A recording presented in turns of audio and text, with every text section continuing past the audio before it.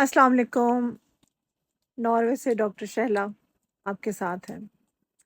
आज के व्लॉग में मैं जो बात करना चाह रही हूँ वो पाकिस्तान से रिलेटेड है, पाकिस्तान के अवाम से रिलेटेड है और इमरान खान से उसका ताल्लुक़ है। बहुत लोग हैं जो इमरान खान से बहुत मोहब्बत करते हैं, इमरान खान को पाकिस्तान का वज़ीर-ए-आज़म देखना चाहते हैं और उन लोगों में से एक मैं भी हूँ।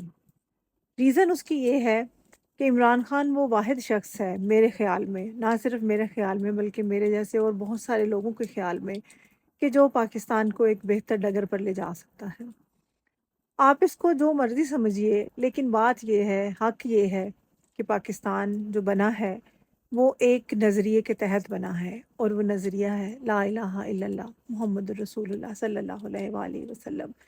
इस नज़रिए के मुताबिक जो मुसलमान है, जो मोमिन है, जो अपने दिल में अल्लाह की इबादत करने वाला शख्स है, जब उसके दिल में अल्लाह समा जाता है तो किसी गैर अल्लाह की जगह नहीं रहती। तो जब गैर अल्लाह की जगह नहीं रहती तो फिर वो इंसान बहुत सारी चीज़ों से बेनियाज़ हो जाता है।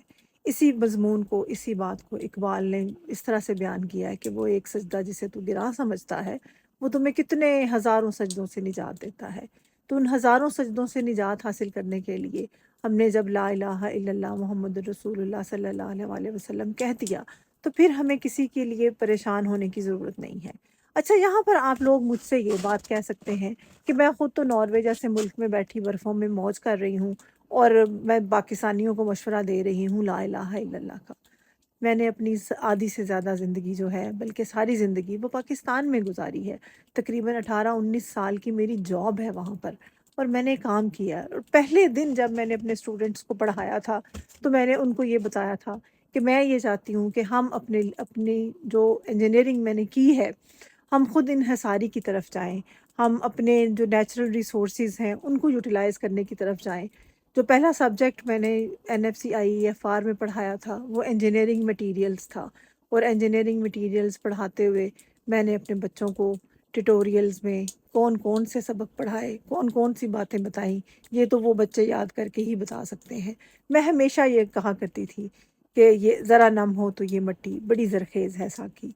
मैंने हमेशा अपने स्टूडेंट्स को यही सबक दिया कि किताबों का रट्टा लगाने की बजाय अपने कॉन्सेप्ट्स को बनाएं, चीज़ों को समझें। आज डॉक्टर शैला गोंदल, जिसको आप जानते हैं, मैंने एनवायरनमेंट के ऊपर काम किया है, CO2 कैप्चर के ऊपर मेरा जो पब्लिकेशन है वो ये बताती है कि जो जब कार्बन डाइऑक्साइड किसी भी हाइड्रोक्साइड्स या कार्बोनेट सॉल्यूशन में डिज़ोल्व होती है तो उसकी काइनेटिक्स क्या होती हैं और उसकी थर्मोडायनामिक्स क्या होती हैं। अच्छा, मज़े की बात ये है कि यही रिएक्शन, सेम रिएक्शन हमारी अपनी बॉडी में होता है। जब हम फेफड़े हमारे हम सांस लेते हैं, हमारा जो निज़ाम तनफ़ुस है उसमें यही रिएक्शन होता है। जब ग्लूकोज़ के साथ ऑक्सीजन की कंबस्चन होती है, हमें एनर्जी मिलती है। वो एनर्जी हमें मुख्तलिफ़ फ़ॉर्म में हमारी बॉडी को प्रोवाइड होती है, प्लस जो एक्स्ट्रा होती है वो हमारे पास फ़ैट की सूरत में जमा हो जाती है। और CO2 जो है वो किस तरह से हम लोग एक्सहेल करते हैं। जब हम साँस लेते हैं, ये मैंने अभी साँस लिया है, तो जो चीज़ मैंने इन्हेल की थी वो ऑक्सीजन थी और ऑक्सीजन आपको पता है कि 21% होती है हमारे एनवायरनमेंट में, तो 79% नाइट्रोजन है। हमारी बॉडी का जो प्रेशर है, ब्लड प्रेशर है, 760 मिलीमीटर ऑफ मर्करी जो एटमॉस्फेरिक प्रेशर है, उसके साथ ये बड़ा मैनेज्ड है। अगर हम इस 760 मिलीमीटर ऑफ मर्करी प्रेशर को, अगर फॉर एग्जांपल मैं किसी वैक्यूम में जाना चाहूँ या स्पेस में जाना चाहूँ जहाँ पर ये एटमॉस्फेरिक प्रेशर नहीं है, तो मेरा जिस्म बिल्कुल फट जाएगा अपने इंटरनल प्रेशर की वजह से। और अगर ये वाला ब्लड प्रेशर मेरा ना हो तो आप ये देखिएगा कि ये जो जिस्म है ये अब अगर मेंटेन्ड है तो अल्लाह ताला ने इसको एक पूरे बेस के साथ, पूरी एक मीज़ान के साथ वो किया हुआ है।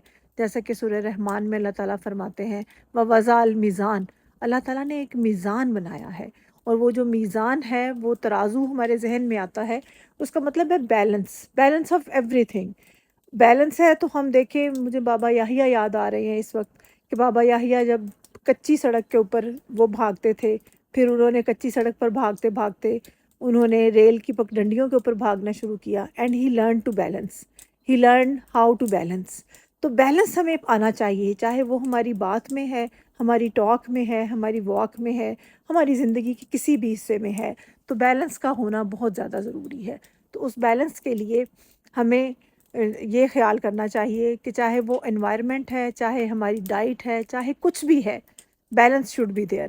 چلے میں کچھ زیادہ سائنسی گفتگو کرنے لگ گئی تھی، مجھے معاف کر دیجیے گا، کیا کروں، سائنسدان ہوں تو سائنس کی گفتگو تو کرنی ہی پڑے گی نا مجھے۔ تو میں اس وقت جو بات کرنا چاہ رہی ہوں وہ یہ ہے کہ عمران خان کے بارے میں جو میری بات ہے، تو عمران خان کی جو 2-3 باتیں ہیں وہی کافی ہیں میرے لیے۔ ایک تو یہ کہ اس شخص نے، آج آپ دیکھیے کہ ہم سب اسلاموفوبیا کا دن منا رہے ہیں، پوری دنیا منا رہی ہے، تو یہ جس کی کوششوں سے ہوا وہ اس کا نام ہے عمران خان۔ جب عمران خان نے کہا کہ جب آپ میں سے کوئی ہمارے نبی اکرم صلی اللہ علیہ وآلہ وسلم کی ذات کے بارے میں، ان کی ذات مبارک کے بارے میں برے الفاظ کہتا ہے تو ہمارا دل دکھتا ہے، ہمیں تکلیف ہوتی ہے۔ یہ وہ ورڈز ہیں جو عمران خان کو، عمران خان سے ایک سٹیپ اوپر لے گئے ہیں۔ پھر میں چونکہ انوائرمنٹ سے ریلیٹڈ میرا کام ہے، آپ دیکھیے کہ انوائرمنٹ کی جب بات میں کروں گی تو میں آج بھی ایک میٹنگ میں موجود تھی جس میں نے کہا تھا کہ میں CO2 سیکویسٹریشن کے حق میں نہیں ہوں، لیکن CO2 کیپچر کر کے اس کو یوٹیلائز کرنا ہماری ضرورت ہے، اور ہم نے نیچر کے ذریعے سے اس کو مینڈ کرنا ہے، اس کو برقرار رکھنا ہے، اس کی مرمت کرنی ہے۔ تو یہ CO2 کیپچر کے حوالے سے جو اگر CO2 کیپچر کی پوری میں اپنی وہ جو میں نے پڑھا لکھا ہے اس ساری چیزوں کو لے آؤں تو اس کا رزلٹ یہی نکلے گا کہ ہم رینیویبل انرجی ریسورسز کے اوپر شفٹ کریں اپنے آپ کو، اور جب تک نہیں کر پاتے اس وقت تک اپنے جو فاسل فیولز ہیں ان کو اس طرح سے جلائیں کہ جو CO2 ہے وہ ہمارے انوائرمنٹ کو خراب نہ کرے۔ تو یہ وہ کام تھا جو میں نے کیا تھا۔ لیکن رینیویبل انرجی ریسورسز کا کورس میں ابھی بھی پاکستان کی ایک انجینئرنگ یونیورسٹی میں پڑھا رہی ہوں، اور میں اس میں یہی بات میں کرتی ہوں کہ sun is the ultimate source of energy. اس سن سے ہم 2 طرح سے انرجی لے سکتے ہیں، ایک تو یہ کہ ایز اس کی جو پارٹیکل نیچر کو سامنے رکھتے ہوئے، اور دوسرا اس کی ویو نیچر کو سامنے رکھتے ہوئے۔ تو فوٹو وولٹیک سیل کے ذریعے ڈائریکٹ الیکٹریسٹی بھی پروڈیوس ہو سکتی ہے، اور جو لینز لگا کے کنڈینس کر کے لائٹ کو، تو اس کے ذریعے سے بالکل تھرمل پاور پلانٹ کی طرح سے بھی سولر فارمز بنائے جا سکتے ہیں۔ تو یہ ہمارے پاس پاکستان میں دونوں طرح کی اویلیبلٹی ہے۔ ہمارے پاس صحرا بھی ہیں، جنگل بھی ہیں، زمینیں بھی ہیں، بلوچستان میں بھی، پنجاب میں بھی، ہر جگہ پر بھی۔ تو تھوڑا سا سوچنے کی ضرورت ہے، اور ہم سن سے ڈائریکٹ انرجی کو ہارنس کر سکتے ہیں۔ اور CO2 کے استعمال کے لیے سب سے بہترین چیز درخت لگانا ہے۔ تو عمران خان نے اپنے دور حکومت میں درخت لگانے کا جو کام کیا ہے وہ کمال کام کیا ہے۔ میں بالکل اس کے حق میں ہوں، حد سے زیادہ اس کے حق میں ہوں۔ اور پھر اس کے بعد عمران خان اپنے حصے کی سیکریفائس کر چکا، اپنے بچے اس کے باہر بیٹھے ہوئے ہیں، اس نے اپنی بیوی کو چھوڑ دیا، اپنے بچوں سے علیحدگی اختیار کی، لیکن اس نے پاکستان کو نہیں چھوڑا۔ ایسا شخص جو پاکستان کے لیے اپنی ہر چیز کو سیکریفائس کر چکا ہے، جس کے پاس ویژن بھی ہے اور جو سب کچھ کر رہا ہے، تو آپ پلیز اس کا ساتھ دیجئے۔ اور پورے پاکستان کو یہ سمجھنا چاہیے کہ جب عمران خان ایک بات کر رہا ہے اور ہمارے لیے لڑ رہا ہے، ہماری آنے والی نسلوں کے لیے لڑ رہا ہے، تو ہمیں اس کا ساتھ دینا چاہیے۔ یہ عمران خان کے لیے نہیں ہے، اس کے بچے تو آلریڈی لنڈن میں بیٹھے ہیں، میں اور میرے بچے ناروے میں بیٹھے ہیں۔ لیکن اگر دکھ ہے، تکلیف ہے، تو کس کی ہے؟ پاکستان کی ہے، جنم بھومی ہے، کیونکہ ایمان ہے، ایمان کا حصہ ہے محبت کرنا۔ چلے میں نے بہت بول لیا، مجھے اجازت دیجیے گا۔